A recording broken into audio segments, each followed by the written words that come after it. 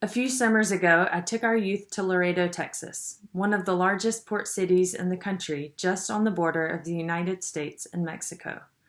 The week before we left, I had lunch with Bill Ingold. During our lunch, I admitted that I'd always been worried that if I blew a tire while driving our youth, I wouldn't know what to do. So I asked his advice. What would it feel like? Would there be a loud pop of the tire? And how would I control the car? Bill told me what to expect. It would happen gradually. The car would start to pull hard in one direction or the other. Just grab the steering wheel firmly and guide your car off the road. When we arrived in Texas, the temperatures were well over 100, as they predicted them to be the entire week that we were there. We picked up our rental vans, grabbed lunch, and then hit the road for our 2-hour drive from San Antonio to Laredo.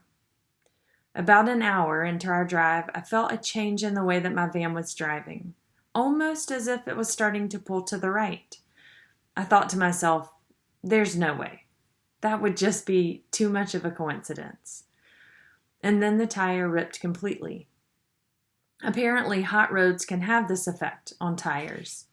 I steered the car to the side of the road, called the van ahead of us to let them know what had happened. Then, almost simultaneously, two things happened. A state patrolman pulled up behind us, and the 5 black youth, all boys who were riding in my van, piled out at the same time. It happened so fast. I couldn't yell quickly enough for the boys to get back in the car, and I didn't want to scare them unnecessarily. So out of instinct, I got out of the car and made myself seen and heard as quickly as possible. This isn't meant to be a commentary on police. I think that likely things would have been just fine. I also believe that the great majority of police officers are doing the job because they believe in the good of the job and their duty to serve all people in our communities. But what was clear to me in this moment was my own instinctive awareness that my skin made allowances for me.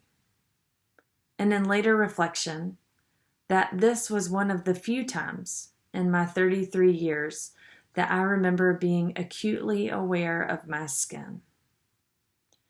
There were other times growing up where I was made aware of my skin. The recurring question when meeting someone eyeing my darker but still whitish complexion, "Are you mixed with something?" they would always ask, because my skin holds the quarter Chinese a little differently than my siblings. And playing competitive basketball as one of only 2 or 3 white players on any of my teams, but I was deeply proud of both of these. I grew up in Lexington, North Carolina, just south of Greensboro and High Point. Lexington was best known for its large furniture plants, which are now all empty, but you would also know it for the barbecue, the artist Bob Timberlake, and Richard Childress vineyards. These are all reasons that you might visit, but these are not the reasons that Lexington remains so dear to my heart. The city of Lexington is fairly small, and at the time it consisted of only 3 elementary schools, 1 intermediate school, 1 middle school, and 1 high school. Our entire high school would have been about the size of Grimsley's 2020 graduating class. The city of Lexington is also more economically, racially, and culturally diverse than the surrounding county areas. Growing up in Lexington gave me a unique experience of living in community and going to school with people who didn't look, worship, talk, or live like me. This was not just true of casual friendships. This was true of my most intimate friendships. Together we shared meals, we stayed at one another's houses, we visited churches and places of worship, we vacationed, which is why when I left Lexington, I thought that I understood some things about race and diversity. It wasn't until after graduate school that I realized how little I truly understood. Just after graduating from Wake Forest School of Divinity, I attended a luncheon hosted by the New Baptist Covenant, an organization dedicated to the work of dismantling racism by building church partnership and relationship across the racial divide. The scripture that guided our reflection that day was the Luke 4 passage. "The Spirit of the Lord is upon me, because he has anointed me to bring good news to the poor. He has sent me to proclaim release to the captives and recovery of sight to the blind, to let the oppressed go free, to proclaim the year of the Lord's favor. Reverend Darrell Aaron, who now serves as pastor of Providence Baptist Church here in Greensboro, and Reverend Bill Leonard, founding dean of Wake Forest University School of Divinity, were our speakers. The two are longtime friends and shared with us how their friendship had shaped their own understanding and work around race in their communities. When the moderator asked how they had most been changed by their friendship, Bill said that he had never understood the everyday experience of being Black until he overheard a conversation between Darrell and his son, in which Darrell was reminding his son of the rules he had to follow when hanging out with his friends. This prompted Darrell to share with all of us the talk that he has with his son regularly before he leaves the house. These are just some of the ones I remember. Never run out of a store, always walk. Keep your receipt for anything that you purchase in your hand. Don't wear your hoodie up on your head, especially at night. You don't walk through certain neighborhoods after dark. No jumping fences, even if your friends do it. I'm sure that the list kept going, but I couldn't process it quickly enough. I had never heard anything like this. It broke my heart that this is what it was like for him each time his son left the house. And it broke my heart that his son has to be so constantly aware of this checklist of things to do and not to do. I have since had other friends talk about this experience of living by a checklist. It's a universal experience of every person of color. But somehow I had made it well into adulthood without knowing anything about it. I thought about all my friends who I loved and what their experiences in Lexington might have been like. And I wondered how I didn't know. I've always read the Luke 4 passage with the conviction that I am to be about the work of proclaiming good news, bringing freedom, offering sight. But in that moment, I was instead the one in need of God's good news and new vision. Through Darrell's experience, the Spirit of God began renewing and restoring within me a more accurate understanding of this world around me. On this Pentecost Sunday, as we remember the transformative power of God's Spirit come among us, we must ask ourselves if this is what it must have been like for the crowd to hear their own languages being spoken back to them, to feel seen and heard and understood. It reminds us that the Spirit of God comes among us in ways that allows us to better understand and see and be transformed by the experiences of another. I didn't know the stories of my high school friends then, but in these recent days, many have shared. My friend Christian writes, "I am exhausted.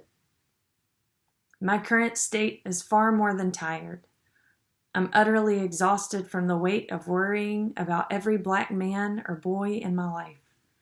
I haven't had a negative interaction with law enforcement, but I vividly remember the fear wrapped in panic I experienced when my oldest son called to tell us that he was being pulled over driving from a friend's house at night. We immediately ran down the protocol, the one that every Black parent teaches their son. Phone on speaker, driver's license and insurance on the dash, hands on the steering wheel, no sudden movements. As my husband got dressed to drive to his location, I literally held my breath during the entire stop. My world stopped until he said, 'I see Dad, and we are on the way home.'" My friend Dominic remembers how in 3rd grade she was called Tar Baby and Oil Spot because her skin shined like oil in the sun, they said. That was her first realization that her Black skin was an issue. When she was 16 years old, she learned that her friend's parents didn't feel comfortable letting her stay at their house. And as an adult, she was called into a meeting with a white colleague, and in the introduction, directed only to her, was told, We will not yell, be aggressive, or berate anyone in this meeting. My friend Tim shared in an article this week of a morning that in his sophomore year of high school when he missed the bus and needed his father to take him to school. They rushed out the door, but as soon as they pulled onto the street of the school, the cops pulled them over. In the rush, his father had forgotten to pick up his wallet on the kitchen counter. The police forcefully grabbed his father out of the car, threw him to the ground, cuffed him, and held him in jail for a few days. Just enough time for him to lose his job for being a no-show. Tim also recalls the first time that his mother gave him the talk. She got down on his level, kissed him on the cheek, and with tears in her eyes said, "Baby, you are a black boy in a white man's world, and to some, that is all you will ever be." My friend Justin shared this prayer, which he wrote to his son. "Son, I pray that someday you grow to understand that you and everything about you is a gift from God. Humans are finite and only see in portion what God sees fully. You are just that, my son, beautiful. Your mom and I pray for you constantly because we know that your beauty is not always in the eye of the beholder. You will be judged by the color of your skin rather than the content of your character. Your life matters, my son. I promise you that it does." The thing about these experiences is that every person of color has more than his or her fair share of them. With remarkable courage, my friends and many others are sharing their stories. They are raising their voices. And the Spirit of the Lord is upon us to listen in such a way that we are transformed, to listen in a way that ignites within us the resolve to stand up, to stand against, to create change. The Spirit of the Lord is upon us to bear good news, to proclaim freedom at last, to create a world where every individual is looked upon with the same depth of love offered each one of us by our Creator, the one who I imagine prays daily over each of her beloved children, kissing us gently on the cheek. My son, my daughter, I pray that someday you grow to understand that you and everything about you is a gift. You are beautiful. Your very life matters. I promise it does. Amen.